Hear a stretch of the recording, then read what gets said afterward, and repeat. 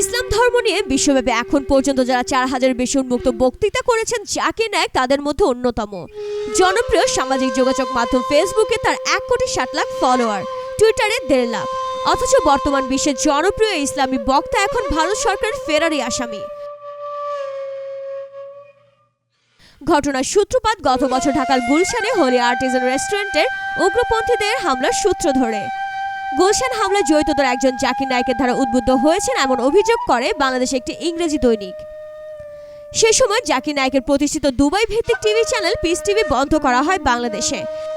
এই অভিযোগের প্রত্যাখ্যান করে দেওয়া বিবৃতিতে জাকির নায়েক বলেছেন, নির্দোষ মানুষকে হত্যা করা ইসলামের দ্বিতীয় বৃহত্তম পাপ। এই ঘটনার সূত্র ধরে গত নভেম্বরে ভারত সরকারের সন্ত্রাস দমন সংস্থা ন্যাশনাল ইনভেস্টিগেশন এজেন্সি একটি এফআইআর দাখিল করে জাকির নায়েক ও তার গবেষণা প্রতিষ্ঠান ইসলামিক রিসার্চ ফাউন্ডেশনের নামে। বেআইনি কর্মকাণ্ড ও ধর্মীয় বিদ্বেষ প্রচারের অভিযোগ আনা হয় তাতে। এরপর ভারতের হিন্দু জাতীয়তাবাদী বিজেপি সন্ত্রাস দমন আইনে সরকার জাকির নায়েকের প্রতিষ্ঠানটির ওপর 5 বছরের নিষেধাজ্ঞা আরোপ করে। গত বছরের জুলাই মাস থেকে ভারতের বাইরে অবস্থান করছেন জাকির নায়েক। সাম্প্রতিক সময়ে সৌদি আরব থেকে স্কাইপের মাধ্যমে বেশ কিছু সাক্ষাৎকার প্রদান করেছেন তিনি। সৌদি আরব তাকে দেশটির সর্বোচ্চ সম্মাননা ইসলামের খাদেম প্রদান করেছে। জাকির নায়েক সৌদি আরবের নাগরিকত্ব গ্রহণ করেছেন এমন খবরও প্রকাশিত হয়েছে কিছু সংবাদ মাধ্যমে।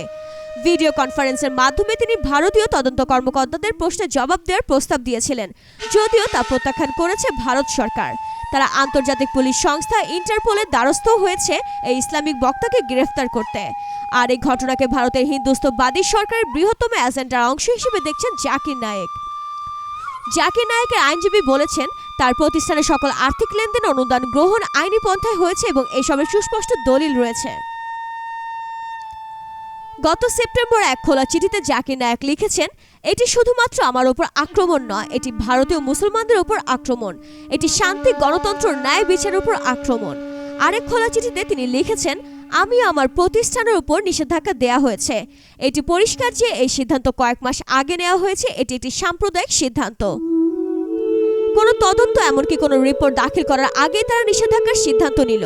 আমার ধর্মীয় পরিচয় বা অন্য কোনো কারণে এটি আরোপ করা হয়েছে কিনা সেটি ব্যাপার নয়, বড় ব্যাপার হচ্ছে আমার 25 বছরের সম্পূর্ণ আইনসঙ্গত কাজ নিষিদ্ধ করা হলো। এটি আমাদের দেশের জন্য দুর্ভাগ্যজনক।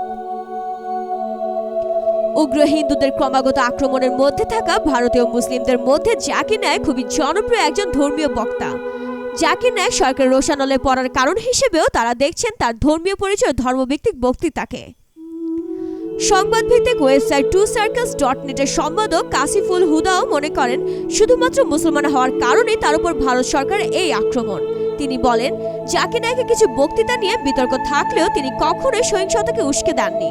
তার সব বক্তৃতা সবার জন্য উন্মুক্ত এবং এসবের রেকর্ড সর্বত্র পাওয়া যায়।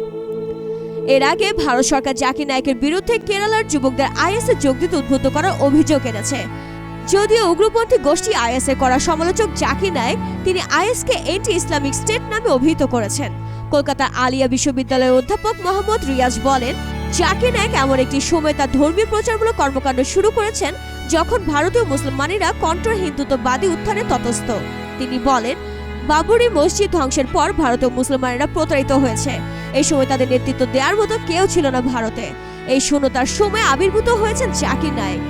তিনি মুসলিম তরুণদের ইসলাম ফোবিয়া বিষয়ক প্রশ্নের উত্তর দেওয়ার পাশাপাশি তাদের মাঝে নিজেদের পরিচয় নিয়ে আত্মবিশ্বাস সৃষ্টি করতে পেরেছেন। তা তাকে এনে দিয়েছে অসম্ভব জনপ্রিয়তা। আল জাজিরা অবলম্বনে।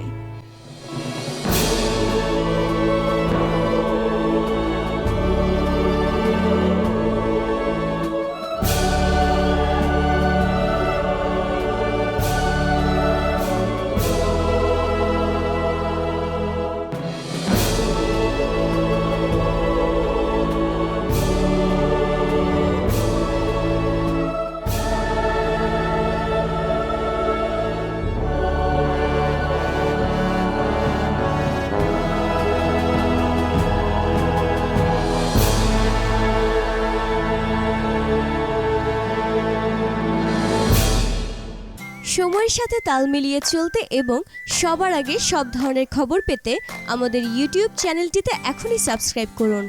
আর ভিডিওটি ভালো লেগে থাকলে লাইক দিয়ে কমেন্টস করুন এবং পরবর্তী আপডেটের জন্য সাবস্ক্রাইব করতে ভুলবেন না। ভিডিওটি দেখার জন্য ধন্যবাদ।